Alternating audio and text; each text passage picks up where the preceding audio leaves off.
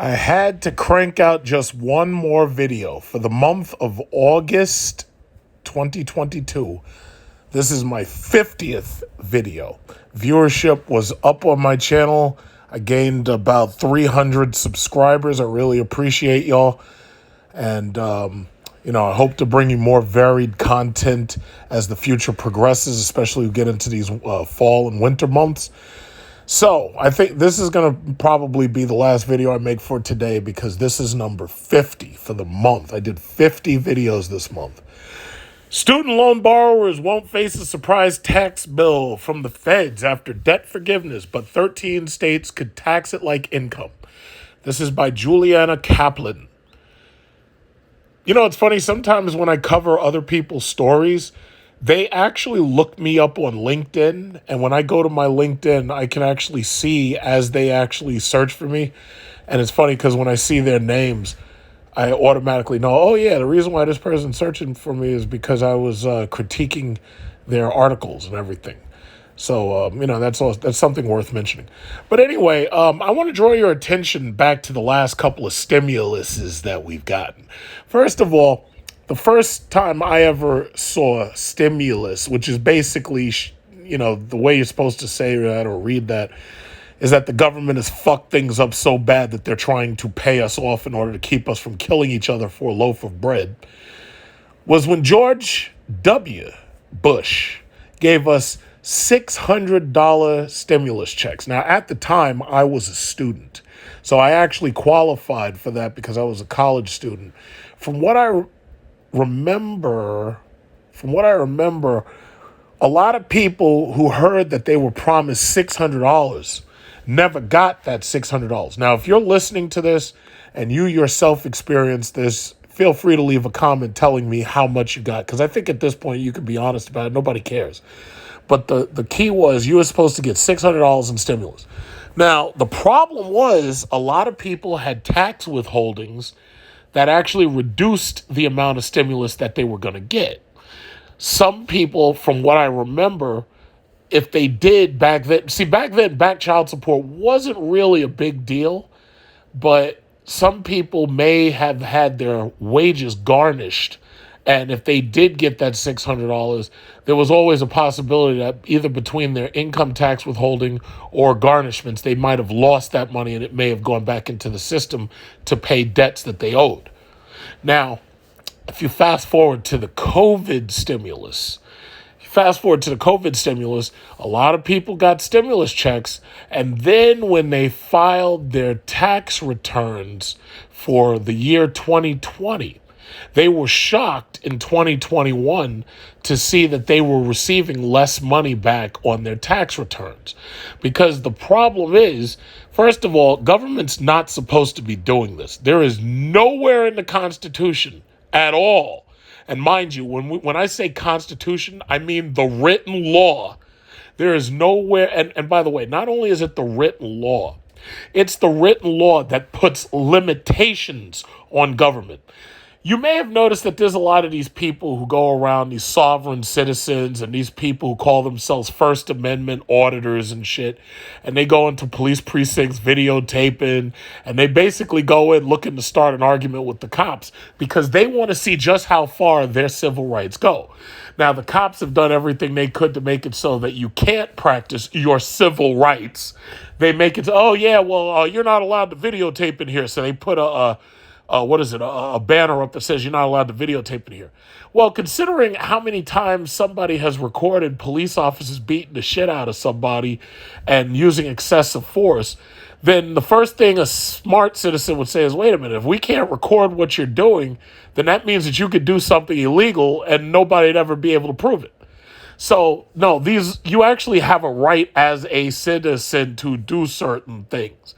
But because you're in school, sitting watching TikTok in your fucking class, not paying attention to your teacher, not paying attention in college to your professor, because you don't bother to look up the Constitution and learn your rights yourself, most of you have no idea what I'm talking about when I say the government has no right to do this. Think about even those pandemic masks and how they forced you to get those jabs. And think about what happened when the Supreme Court came back and said, hey, wait a minute, that's unconstitutional. You're not allowed to do that. Well, guess what? You already got it. So now you can't take it out of you. You can't take it back. This is what I'm talking about. Now, I do have to applaud those citizens who did stand firmly and say, fuck that, I'm not doing it. I have to applaud you guys. Few of you that there were. But the reality is the government has no right to force you to put anything in your body. The government has no right to interfere with your private contracts. So those loans that we signed with those lenders, government has no right to interfere with those. What I will say, however, is that in this case, these are federal loans. Because they're federal loans and the executive branch's job is to basically collect, what they can do is they can alter the arrangements of your repayment. Like if the government wants to, they could say, okay, we're going to give you 0% interest for fucking 1,000 years. Yeah, they could theoretically do shit like that. But the problem ultimately still becomes that the government is not supposed to be in student loans. That's the real problem. See, this is what happens. If you push far enough and the other people, if they don't realize what the limitations of your power is, if you take 10 steps, but you weren't supposed to take any, and now they negotiate for you to take 2 steps back, you're still 8 steps ahead. They're not supposed to be in this at all. They're not supposed to be in home loans. They're not supposed to be in student loans. Now, if they passed an amendment to the Constitution and say, yeah, you know what, we're going to make it so we can do this, well, then now I can't make an argument. Government's not supposed to be in this, and the reason why is because the money is coming from the taxpayer. So for all of these idiots on the internet who want to argue when I say that America's socialist and it's heading towards communism, well, there's 2 stories I'd actually point you to. First of all, the student loan payment is just one. The other one is in communist California. They're forcing hotels to tell them how many rooms are free in the hotels so that they can put homeless people in the hotels. Now, I know that there's some of you liberal tree huggers who live far, far away from the problem who are like, yeah, good for them. They should do. Yeah, well, guess what? First of all, a lot of these people are homeless. They're homeless for a reason. They're homeless because they're mentally ill. So you mean to tell me you're going to take crazy-ass Pookie or crazy-ass Ray Ray and you're going to force the Waldorf Astoria? You remember the same one you see in Coming to America? You're going to force the Waldorf Astoria to take Pookie in? So Pookie's going to be sitting in a hotel room sipping champagne for his mental illness at $2,000 a night that the taxpayer has to pay for? Really? Government's not supposed to be involved in this. Even on that level, the state government's not supposed to be involved in that. The state government is violating private contracts by trying to force these hotels to take in Pookie and Ray Ray. Understand that. So here you are, you're in the Ritz-Carlton, and you've got your bindle and you got your black trash bag and all this, and it's in the corner. And you laying up in there on that nice soft memory foam bed, and you laying up in that hotel, and room service, ding ding ding ding ding, room service. Yes, hi, I'll have the Moet. What is this? The Chardonnay. I'll have the Chateaubriand. Yes, I have the Chateaubriand 2001, and chicken wings and whatnot. Bring that up here as quickly as possible. Really? The government is literally forcing the goddamn hotel. I'm gonna show you that story in a minute. Government is forcing the goddamn hotels to take these people in. Like, I can understand if they said, okay, well, what we'll do is we'll look at government subsidized housing and we'll find as many spaces as we can. Here in New York, they do Section 8. Like, I literally get offers to take in what are those people? Refugees. We were getting offers to take in Ukrainian refugees through Airbnb. And I think I showed you this before. Airbnb has a site where you can go to offer to host refugees, and they'll actually pay you for it. But that's okay because Airbnb is a private company. The government itself does Section 8, and Section 8, they try to, put people in your house, and most of those end in disaster. And the reason why is because most of the people that they're putting in your house, these people are fucking crazy. And I mean, how many videos have we seen on YouTube? People punching holes in the walls in your house, kicking down doors. They got their boyfriend coming there fighting and shit right in the front lawn. That's a story for another. I'll get to that a little bit later. I'll get to that later. Because I could go on and on about that for hours. It says President Joe Biden announced up to $20,000 in student loan cancellation for some federal borrowers. So if they were talking $300 million worth of loan forgiveness, then now they're talking basically up to $600 million, up to somewhere around $600 million. Notice that they don't want to give you exact numbers.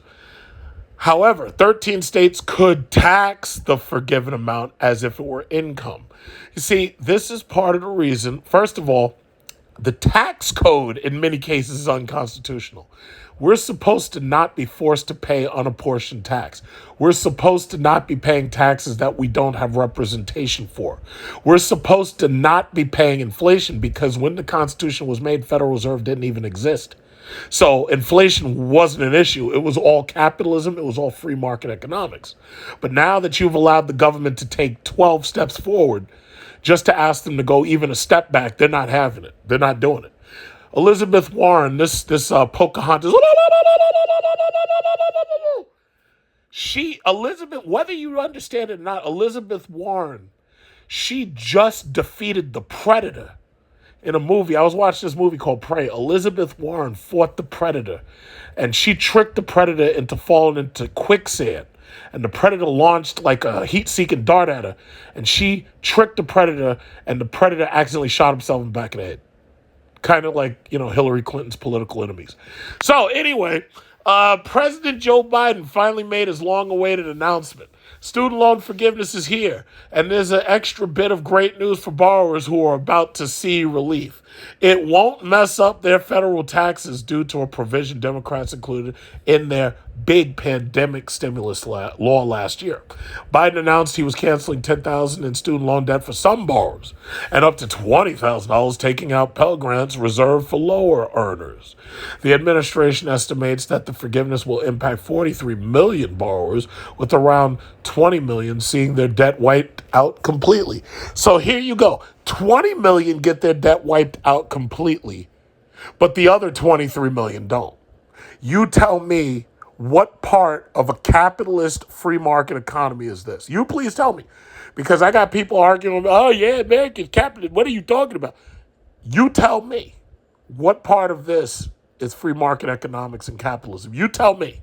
Please try to make that argument. Please. But all of those borrowers could have also experienced a more unpleasant surprise come tax filing season, if not for Democrats thinking ahead.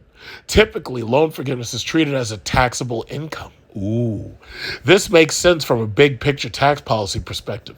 John Boole, an analyst at the Tax Policy Center, wrote in an email to Insider. But for someone getting $10,000 to $20,000 of forgiveness, that could equate to a year-end tax bill well into the four figures. That could put some taxpayers in a difficult financial position in the short term.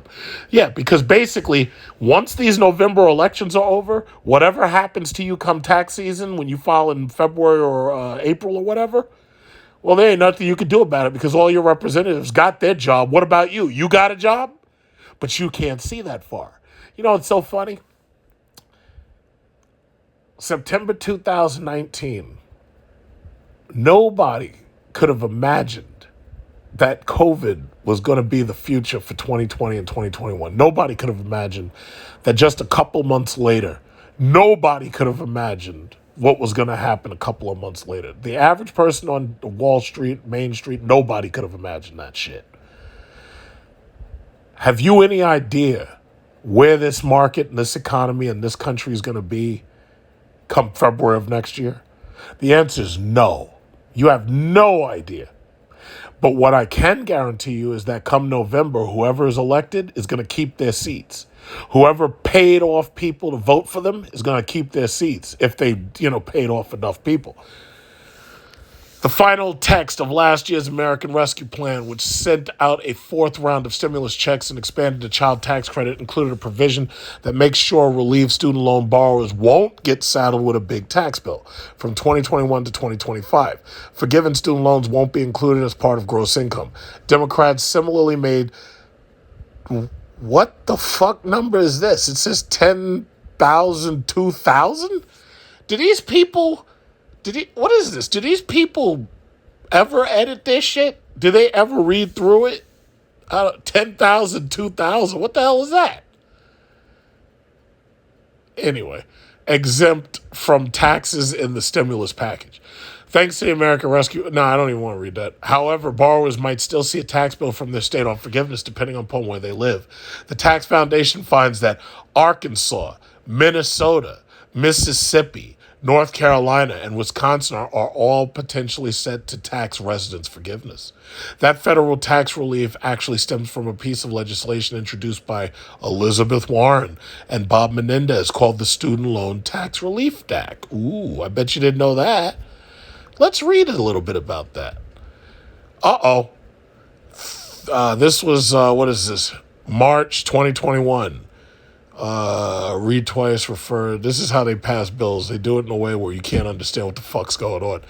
The bill modifies tax provisions allowing an exclusion from gross income for income arising from discharges of student loan debt after January 31st, 2020. This includes loans for post-secondary educational expenses, private education loans, and loans made by tax-exempt educational organizations. The bill eliminates the temporary expiration date for the exclusion and the death or total and permanent disability. Well, as far as death and disability, even when I signed the promissory note on my student loans, they did have a clause in there that says, yes, if I die, my loans are forgiven.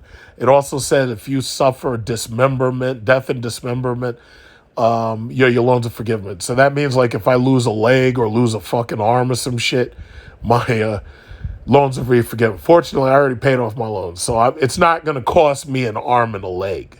Tee-hee, that was a joke. So it looks like that's about it. So here's the problem. The reason why they have so much legal problems that they have to face. They have so many legal problems they have to face. Is first of all because they're not supposed to be involved in this in the first place. You see, it was one thing when the government first got involved in it. It's a whole nother thing when you're in 2022. Your current debt is $30 trillion. You have $1.7 trillion in student loans. And now you're facing an entire generation, possibly 2 generations, that can't even afford rent or can't afford to take out a mortgage because their student loan debts have their debt-to-income ratio jacked up so high that at this point there's like nothing they can do. Government's not supposed to be involved in this, and right now you're about... Because I keep saying, I have a feeling something big is coming. Something real big is coming, and it ain't good. I know it ain't good. Judging from the way these morons are running the country, I know it ain't good. First of all, I'd like to point out that before I move on to the other part of the story, I'd like to point out Russia shut down the Nord Stream pipeline. Russia is burning off natural gas. It's basically like if you used to give somebody a cup of water, and then you decide that you hate this person, you all have a fallout, and you say, I'm going to take your cup of water and I'm going to pour that shit out in front of you on the grass. Well, Russia's over there burning off natural gas that normally would have been supplied to Germany. Russia's basically telling you, guess what, comrades? This winter, your asses are going to freeze. Vichnya pamyat, comrades. That's what they're basically fucking saying. And they're saying it right to your face. And there ain't nothing you can do about it. Germany has cut back on how many hours a day it cuts its lights on. England's doing the same thing. They're trying to save energy and everything. Guess what? Let me tell you something. When winter comes and we get to them, those negative fucking 16-digit temperatures, oh, man. Y'all are going to wish that y'all had never listened to America when they were like, hey, yeah, let's declare war on our energy supplier. Yeah, okay. All right. Let me tell you something. Let me tell you, I don't know what day it'll be, but I'll be watching television. I'm going to see a bunch of Europeans freezing their asses off. They're going to be wrapped up in blankets and shit trying to stay warm. And all because of stupid government decisions. Always remember, before I move on to the next story, part of stagflation, which is what we're in, this is beyond recession. Part of stagflation is poor government policies. I think that's one of the worst parts of it that people overlook. Stagflation doesn't simply mean that you have a recession for a long period of time and joblessness for a long period of time. Stagflation also means that you have poor government policies that actually backfire on you and they deepen the recession, or they deepen the unemployment, or they deepen the stagflation even more than it was when it started.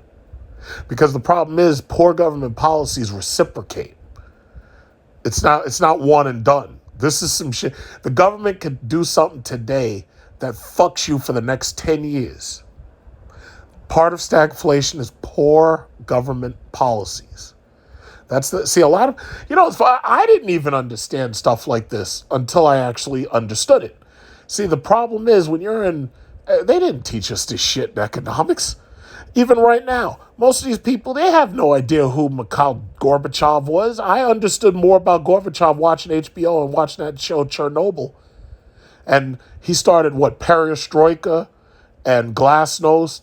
I don't remember that shit from high school. But now I understand it because now you're seeing it. Now you're seeing why Russia needed to be restructured. Now you're seeing why they needed new policies after the Soviet Union fell. Well, guess what? Now you're understanding exactly what recession means. Now you're understanding exactly what stagflation means. Now you're understanding it because now you're living in it. Now you can't afford a house. Now, even if you're married, chances are you can't afford a house. Now you can barely afford an apartment. Our rent is $4,000 on average, they said, for a Manhattan apartment or a Brooklyn apartment. I read that story a day or two ago. Now you're feeling it. But let me tell you something. I think something big's coming. I don't know what it is. I have no idea what it is. I'd be lying if I said I knew what it was. Something big's coming. But once these November elections are over, I'll have a little bit better of an idea, but that's still like months away. Something big's coming. I don't know what it is, but y'all better save your money. Y'all better start trying to buy these fucking Dodge Charges and Challenges and Final Calls and shit. I notice it's really funny that as soon as somebody tends to do something major in the stock market, all of a sudden Jerome Powell comes out, says something, and then the entire market crashes. In fact, for you people who are still pumping cryptocurrencies, I think by now y'all should understand that whenever the Fed is about to come out and say, yeah, we're raising rates, that's the day, that right there is when you should hit the sell button. Because if you don't sell, you lose it. I think by now people should have noticed that, because the federal government's going to keep raising these interest rates. They've got no choice. Elizabeth Warren, but I asked Powell about what his plans were, and he couldn't even tell me. It's like, yeah, there's a reason for that, because his plans are to keep raising interest rates in order to stave off inflation, whether it costs jobs or not. Whether it costs cheap credit access or not. He's going to keep doing it. They have no choice. They've made up their mind. Even Trump was going after the Federal Reserve, telling them that he wanted them to lower interest rates. Federal Reserve ignored that shit. The Federal Reserve is unelected, unaccountable, and they can do whatever they want.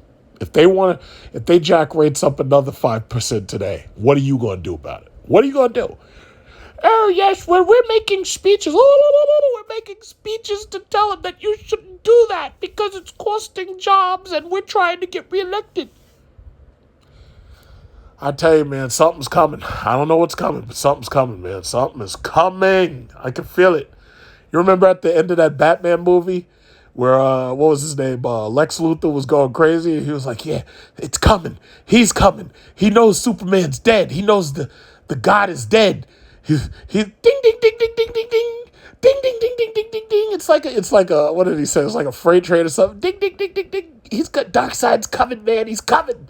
I know it's coming, man. Something crazy, some shit is coming. I don't know what it's going to look like, but it's coming. Ding, ding, ding, ding, ding, ding, ding. Ding, ding, ding, ding, ding, ding, ding. It's coming, man. It's coming. So, for the last piece of America's movement to communism that I want to post, I promised I would get to this. So, if you just type California homeless hotels, you will notice that there's a number of stories talking about it. So they're saying, should vacant hotels in Los Angeles house the homeless? LA voters to decide whether hotels must rent vacant rooms to the homeless. Now, I want you to notice there's a huge difference in how this is written on CNN and LA Times. In one, it says vacant hotels in Los Angeles. In the next one, it says whether hotels must rent vacant rooms to the homeless. I want you to notice that. See, the problem is journalism is so fucked up in 2022. Number one, just about anybody can do it. It's kind of like what I'm doing right now. I've got an iPhone and I'm just talking through these stories. But journalism is so, these people don't even bother to edit this shit. But journalism is so fucked up now that you get like absolute liars on one end. You get people who are biting off of what somebody else said in the middle. And then on the other end, you get these people who have no idea what they're talking about. So let's look at LA Times. It says LA voters must decide whether hotels must rent vacant rooms. So first of all, if you are from California and you've experienced this, feel free to make a comment. But basically, homelessness is sky high in California right now. It's also up in New York. The difference with New York is that New York gets very cold when winter approaches. So basically, they do their best to get homeless people into Section 8 housing or to get them into government subsidized housing. Because otherwise, these people would literally freeze to death on the streets. Like the temperatures that we get here will kill you, literally kill you. Like the temperatures can get so low in November, especially around like Thanksgiving. Temperatures get so low that to just walk outside, your skin stings. So anyway, let's see. A controversial measure that would require hotels in Los Angeles to rent vacant rooms to homeless people will go before. Well, hold on. Rent vacant rooms to homeless people?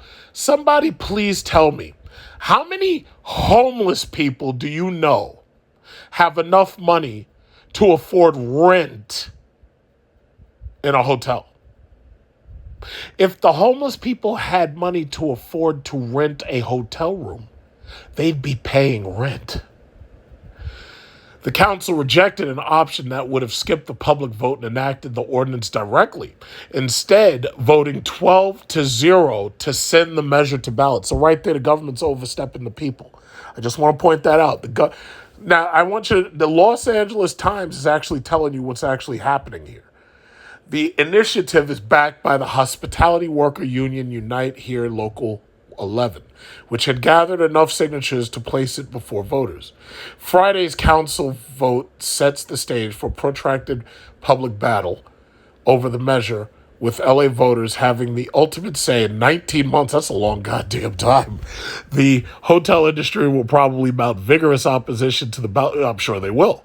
A number of progressive community and housing groups have backed it alongside Unite Here.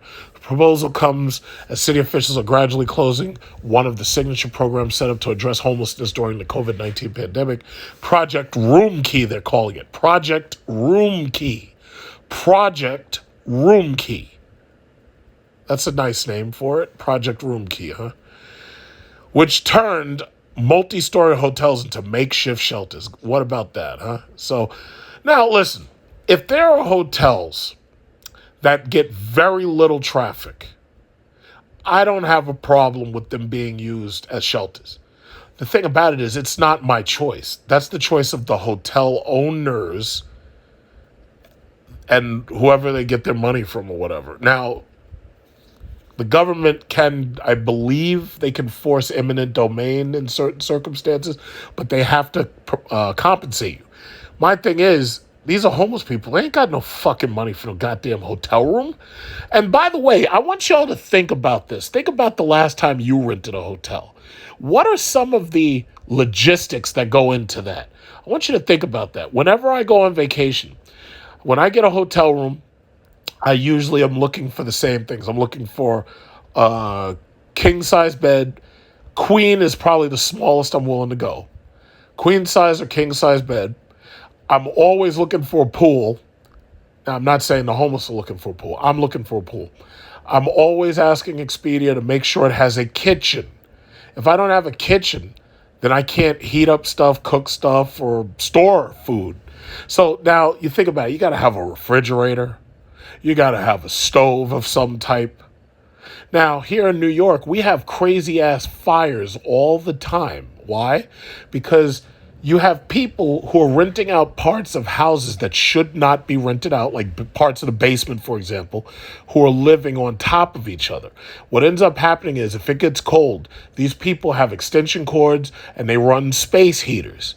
And these space heaters, you've probably heard this happens a lot here, especially here. These space heaters overload the extension cords start fires, entire fucking houses burn down. And if it's not a house, it's a building. It's like an apartment building burns down. This happens constantly in the Bronx. It happens constantly in Brooklyn. It doesn't really happen so much in Manhattan anymore because Manhattan is so expensive that chances are if you live there, you can afford the heat. But this also happens in Queens. It typically happens in multi-family Queens houses. I just want you to think about the logistics of this. A homeless person comes into the Waldorf Astoria. Yes, hi, room service. Yeah, hi, what's up? My name's Tyrone. I would like you to give me the Chateaubriand 1895 and bring me some Cheetos and some KFC. Thank you. I'm in room 18A. Now, Tyrone has no other way of getting his food. Not unless the government says, okay, we're going to pay money to the hotels to open up soup kitchens. Do you think that's going to happen? It could. It happens once a year on Thanksgiving and I think maybe sometimes on Christmas. Think about the logistics of this. You're going to be renting out hotel rooms. Normally, any cost of any damage to anything in that room is paid for by the person who's the renter or the person who's coming there for the night stay or whatever it is, the hotel patron. Who's going to cover damage to these rooms? Like when Tyrone shits all over himself or on the floor, who's going to cover that? Who's going to cover that rug? Here's another question. Crime. What happens if Tyrone is mentally ill or he claims he's mentally ill and Tyrone, let's say in nice, easy words, let's say Tyrone decides that he sees the maid and the maid is sexy and he decides to take the maid's booty by force. We have other words for that, but I'm not going to say it. Has anybody considered any of this? What about if Tyrone or Gary or Greg, what if they decide to start breaking into other rooms? You remember the Superdome? You remember when they turned the Superdome? Which I understand why they had to do it, but you remember the horror stories that came out of that? When you lump these people together, people who mentally ill people, criminals, and you lump them together with hardworking members of society who've lost everything. Has anybody considered this shit? Or is it just me? This is the reason why y'all should be voting for me, but unfortunately I'm not on the ballot. Has anybody considered this stuff? Has anybody considered what happens if people get robbed in that fucking hotel? If Pookie and Ray Ray decide to start robbing people in and around that hotel? Who's going to cover this? I want you to think, during the COVID pandemic, there were plenty of landlords who couldn't even collect their rent. Landlords forced into bankruptcy. Some of them had moratoriums, but the problem is, even when the moratoriums were over, there were people who said, I'm not paying. There were some people who just said, yeah, I'm going to take my stuff and leave. I was smart enough, because I'm a chess player, so I think about everything in 4 dimensions. I made sure my tenants, I get their money before they get their money. I forced those bastards to sign, what is it called, ACH withdrawal forms, direct deposit. They don't even have to send me a check because it's automatically taken from them. Automatically, as soon as it comes in. Now, I know other people who rent out, and they had tenants who were good to them during the pandemic and made sure that they paid their rent on time. People who refused to go up on their rent because they were good tenants. Okay, I understand that. But who's going to pay for this when you're literally talking about renting hotel rooms to people who don't have money for rent? Am I stupid or am I just thinking too far into it? Because it seems to me that somebody hasn't figured the logistics out. Who's going to feed these people? Who's going to give them, like you're in a hotel, right? Who's giving them the little soaps? Who's giving them the little toothbrushes and the toothpaste? Who's paying for all this? Who's paying for all this? I'm telling you, something big is coming. Something big. Ding, ding, ding, ding, ding. Something big is coming, man. Something big is coming. I don't know what it is. They're saying 19 months. God knows they could force that shit to happen quicker than that. Because the problem is the situation's only getting worse. I read a story for you that our rent here has exceeded $4,000 for a single family home, which is twice what I was paying. Taxes, mortgage, and insurance for my second house.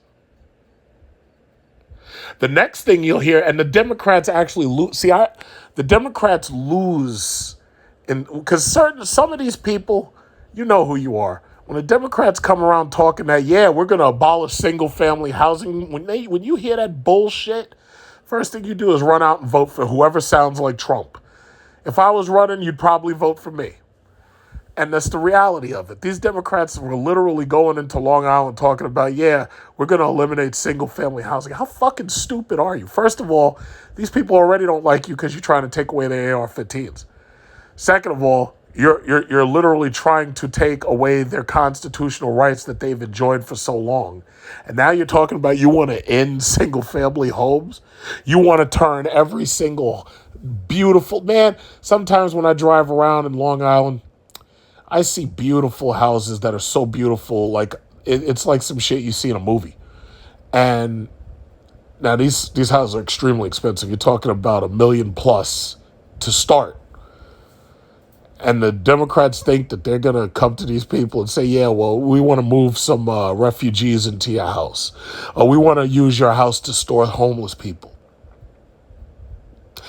Obviously, the voters ain't going for that shit. Obviously.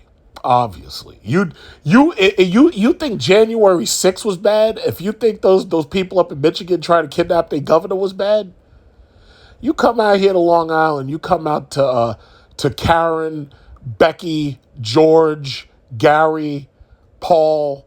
You come out here and you try to take away their houses and force homeless people, especially the ones that might look like me. Try to force them into Karen's house and see what happens. These people are already losing their fucking minds behind Airbnb. Because, see, here's the thing. Let me tell you, this is the reality of it, and I'll just say it because I could care less what you think of it. The reality is, the reason why you keep seeing so many of these quote-unquote Karens walking up on people and demanding to see ID, and especially when they're a minority, and, oh, you don't belong here, or what is it? These people going into these pools and then they're getting into fights with the cops at the pool and shit because Karen called the cops on them. Oh, no, but all I wanted to know is what is she doing here? I don't, does she have a tenant agreement or the homeowners alliance? Let me tell you the truth of it. Regardless what color you are, regardless what race you are, regardless what sex you are, let me tell you the truth of it. A lot of these people who bought into these neighborhoods, they thought they bought into segregated neighborhoods that were going to stay segregated forever. They thought that it would just be them. And I'm not even just talking about white people. I'm talking about different races, different religions. They thought that they bought into a segregated neighborhood. It was going to stay the way they thought it was going to stay. Then you have free market capitalism come along. Now, I want you to keep this in mind. Free market capitalism came along called Airbnb. Airbnb said, hey, you want to rent out part of your house or you want to go away for the summer and let these people come use your house? Well, you can do that now because we got an app. So sure enough, Pookie and Ray Ray and their girlfriends, Keisha and Shaniqua, Pookie, Ray Ray, Keisha, and Shaniqua move into a house that's on Airbnb because the owner, they went through the paperwork online and the owner never saw what these people look like. So the owner's away and he's enjoying his stay in Switzerland. And Pookie, Ray Ray, Shaniqua, and Keisha move into the house, and that's their Airbnb for the summer. And all of a sudden, wait a minute, Karen's looking, and Karen's like, wait a minute, who are those people? They're not supposed to be here. Hey, George. Well, Karen, what do you want? Yeah, look across the street. Who the hell is that? Who are they? Those people don't belong here. Those people, wait a minute, who are those people? Next thing you know, Karen comes out. Karen's inspecting IDs, demanding to see rental agreements. Oh, yes, hi, I'm Karen, and I'm from the Homeowners Alliance of the block. And I would like to see your rental agreement because I was just making sure that everything's on the up. And then Pookie and Ray Ray and Shaniqua and Keisha say, hey, Karen, shut the fuck up. Who the fuck do you think you are, bitch? And Pookie's about to pull out his 9. Shaniqua's like, no, Pookie, don't do it. Pookie, put that 9 away. Put that away. No. Don't do it, Pookie. Don't do it. Yeah, who the fuck do you think? So Pookie's getting very indignant. At this point, Pookie is very upset. And Karen's like, no, all I did was, okay, you know what I'm going to do? I'm going to call the police and they can come and they can. That's where we are. Free market capitalism invaded some of these socialist, welfare-kept areas that only survived because they were always getting government handouts. But now they're not getting those handouts no more. Now, those factories that they used to have, those dried up, those areas are being, what's their, lingo, invaded by Pookie, Ray Ray, Shaniqua, and Keisha. Karen, George, Gary, and Sharon are homeowner alliance members. All of them are homeowner alliance members. And they come in because they want to check your rental agreement. That's how we got where we are. Now, you can disagree with me if you want, but that's how we got where we are. They never saw this shit coming. They never imagined that their segregated neighborhood where they demand that everybody turns off all their electricity and lights on Friday after 5. They never imagined that Pookie or Ray Ray has a Dodge Charger or Challenger that's driving down the street blasting music at 6. They never imagined this could happen. No, not America. That could never happen. Yeah, Sharon. Yeah, Karen. Yeah, it can happen. It did. That's the reason why you got people at each other's throats now. That's why. That right there is it. And now you're telling me that you're going to try to force people by government decree, state government, federal government, whatever. You're trying to force these people? Yeah, hi. This is Tyrone. I'm in room 18A. Yeah, hi. Oh, yeah, this is the Walnut story. You're the assistant. Yeah, hi. I would like 2 sausage sandwiches. I would like that delivered to 18A, and I would like the finest wine you got. What do you got? The Moet Chandon. Yeah, I'll take that. This is what you're telling me is fucking coming. This is what you're telling me is coming. And they doing it in your face. They're telling you it's coming. Man, something's coming, man. Ding, ding, ding, ding, ding, ding, ding, ding, ding, ding. Something's coming, boy. I don't know what's coming. People, you know what? More Americans right now are saying that a civil war's coming. And I tell you right now, I can't disagree with them.